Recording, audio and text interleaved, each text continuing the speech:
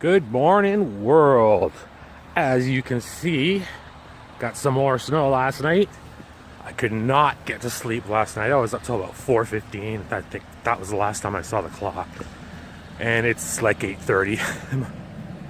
K-Dog needs a ride to work because she usually rides her bike, but there's no way she could get to that today. Look at the snow on the car. That's crazy. So I'm out here. I don't even think I have a snow brush in the car yet, so I gotta track that down and out in the shed here and drive K-Dog to work and see how the roads are, which they don't look too bad. All right, see you soon. Really? Come on, pup. Just got back. Just trying to wrangle up the dogs, get them back in the house. Come on, let's go get a quickie. Come on. Man, it's a mess out there. Come on. Hurry up. Come on. Come on, Riley. Come on. I'm not going to carry you up the stairs. She's been a little lethargic the last couple of days. She doesn't want to jump up and down. I don't know if she's got any kind of injury or anything like that, so. Oh, poor puppy. There you go. Give her a little boost up the stairs. One side and get a cookie for you guys. Let's go. Good morning, world. I'm back again. It's about 10:40. Got back, driving Kay to work, and ended up back in bed for an hour. Couldn't sleep. Like I said earlier, maybe had 4 hours sleep last night, but just it's one of the side effects of medication I'm on. I'll get into detail about that today. I know I said that yesterday, but the video kind of ran kind of long, so yeah, insomnia is a pretty common thing for me. That's usually why I'm not out of bed till about 10:30 or 11 in the morning, because I really don't get to sleep till about 4, sometimes 5. Sometimes I don't sleep at all. Gone like 36, 48 hours without any sleep. Nothing new for me, but anyways, just wasted and sitting here contemplating about doing my workout. Really not motivated at all, but I know I have to get up and do it because I have to push myself. I want to lose the weight, and if I just sit here or lie in bed all day, that's not going to happen. So, I'm committed to this. So, all right, well, I'll see you in a little bit. Okay, finally done. Thank goodness. Major bedhead going on. I'm going to try to jump in the shower later. But my wife's actually been home for a couple of days. She had a really bad migraine. It's lots of health issues. I mean, she was pushing 400 and had gastric bypass surgery 3 years ago. And she's half the person she used to be. I'll try to stick a pic up of her before and after, but I guess it's going to be a quiet day. I need to vacuum. The cats were out last night. You saw Blitz before, the black cat, but I have another cat that she's not very friendly. And the two scrap in the night. There's freaking cat hair everywhere. I heard them, but didn't want to get out of bed. So anyways, I don't even know if I can get to the vacuuming today because the wife's, she's a mess. It's been 2 days. If things don't clear up for her, obviously you'll see me at the hospital with her. So, all right, see you in a little bit.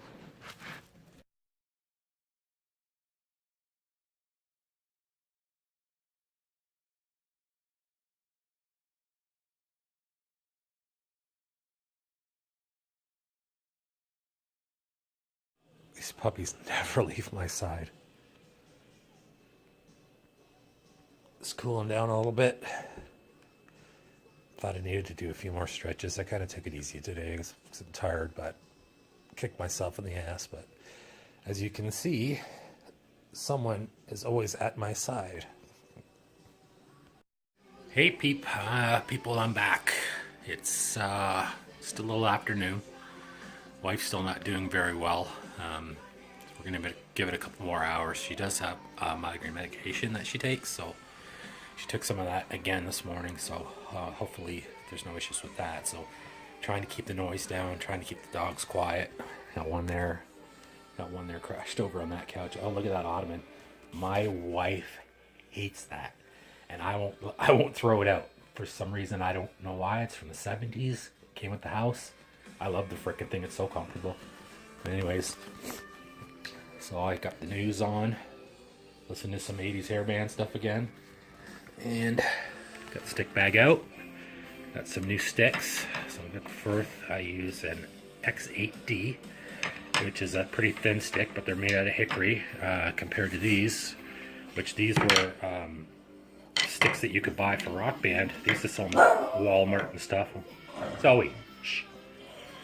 Used to sell them at Walmart, and I get these from a guy about an hour south of here in Vaughan. He gives me 2 pairs of these for $7.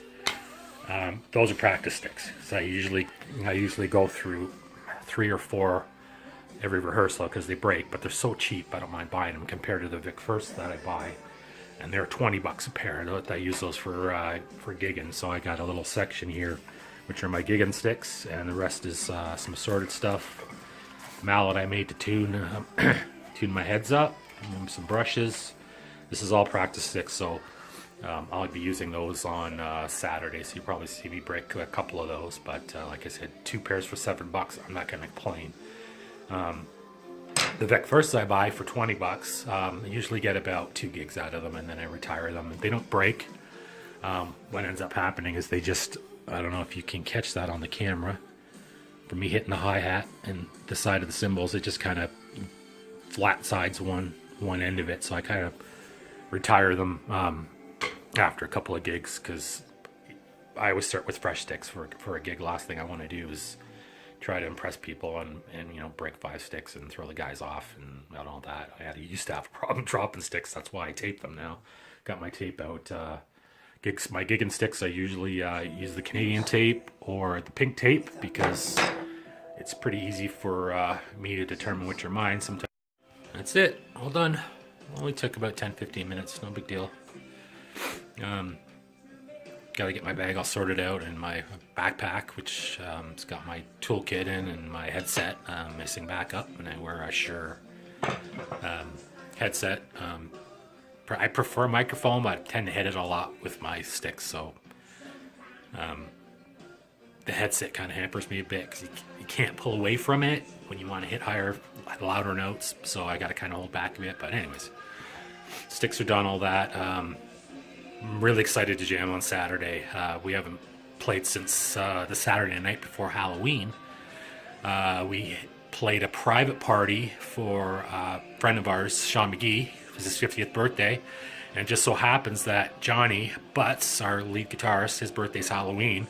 So needless to say, Johnny was ripped before we even got on the stage. So we lasted about an hour, and I kind of shut things down for us. And there was a couple other bands there, so it was a lot of fun. No big deal. I mean, it wasn't a paid event or anything like that, so it was great. So you can see you got everything all taped up. Nice pink. Everybody in the band thinks I'm gay, but I'm not. So pink's always been a big color for me, right back into the 80s when I rode BMX. Pink was really popular, so I don't know. It's always stuck with me. I don't know why. Whatever. Got some crew playing. Nice.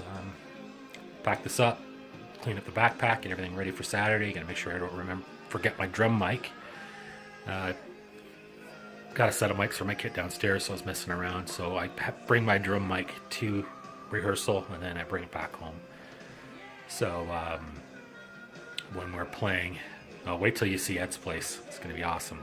Ed is the greatest guy in the world. He's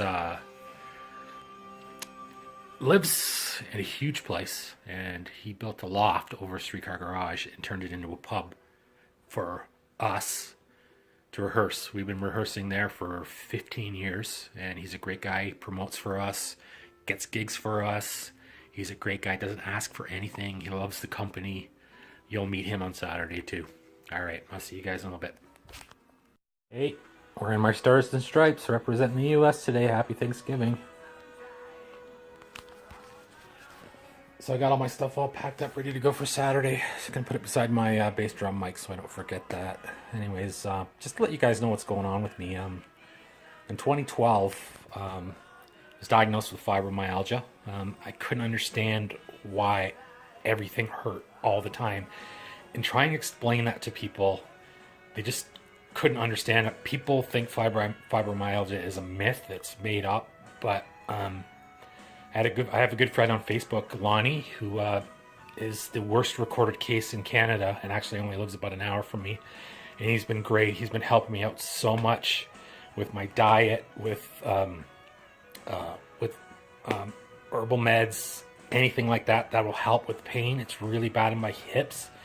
Then in about 2012, that was when I got diagnosed with fibromyalgia. In 2014, it was about 2 years ago, started really having back problems, and thought it was just the fibromyalgia, and it just got so intense that at work, I mean, I worked at the hospital for 15 years. I mean, I started as a housekeeper, I've worked as a porter, I worked as in the emerge department as an orderly.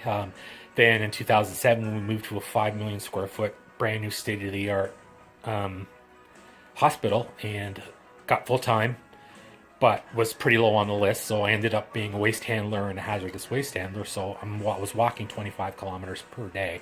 That's probably like 17, 18 miles a day. And it just got so bad. I was good for about an hour. I'd have to go throw a couple blankets on the floor and lie down.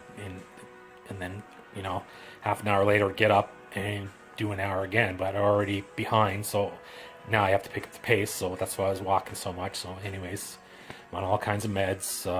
I wear a fentanyl patch, 6 Percocet a day.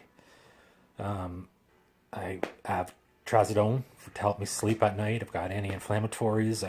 I take Cymbalta for depression. I take Lyrica for the fibromyalgia. I mean, I'm on a whole cocktail of stuff, and I'm trying to cut this stuff back. Since I've been back from Cuba, I haven't put one patch on or taken one perk. And that is a huge step for me. Wanted to make sure that I wasn't counting on the stuff and addicted to it. I wanted to prove to myself that I could break the cycle. It's been 2 weeks. I'm paying for it. I was a mess last night. Couldn't sleep.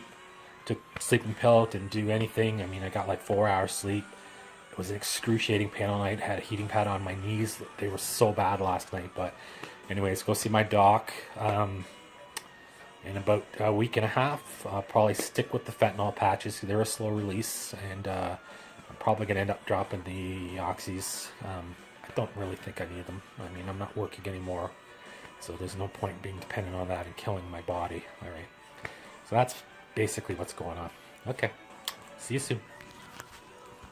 Back, forgot to mention, in 2014, with the back problems, I had an MRI done. And it showed spinal stenosis, which basically it's a narrowing of your spinal cord canal. So what's happening is there's cartilage building up in there, and it's pinching the nerves and my spinal cord. So that's what was giving me all that. I was having really bad numbness in my legs, and my right leg would fall asleep in the morning and all that. Then I had another MRI done earlier this year, and it shows it's worsening. And like my specialist said, there's nothing they can do for it here yet. I'm reading all over the internet, especially a spinal place center in El Paso, Texas, that can do the surgery. So I don't understand. But anyways, I forgot to mention that, so I thought I'd let you guys know. All right. Why do I always have something hanging out of my nose? And what is this? This needs to go. I hate this. Ugh.